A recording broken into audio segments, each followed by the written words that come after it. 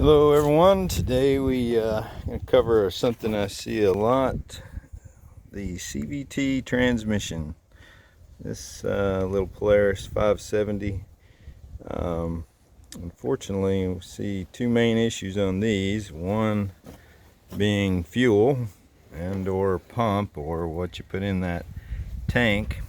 And then the other is issues with the belt, clutch. Most commonly what I see is what this issue is, and that is the idler bearing, needle bearing in the center of the drive clutch is locked up. And you'll see when it runs here.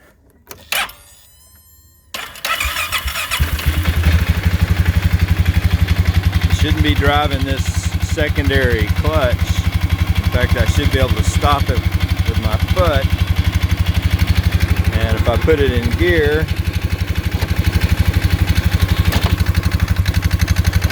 now all of a sudden we have issues right there. That should be idling, and it's not. It's spinning. That inside collar, if you will.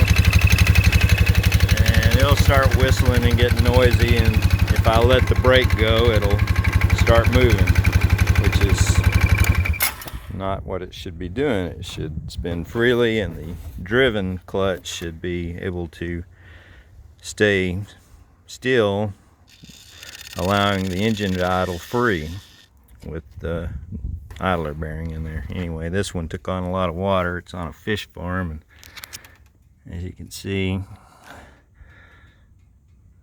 gonna have seal issues if we don't wash our wheelers a little more often, and especially keep the water out of your belt intake.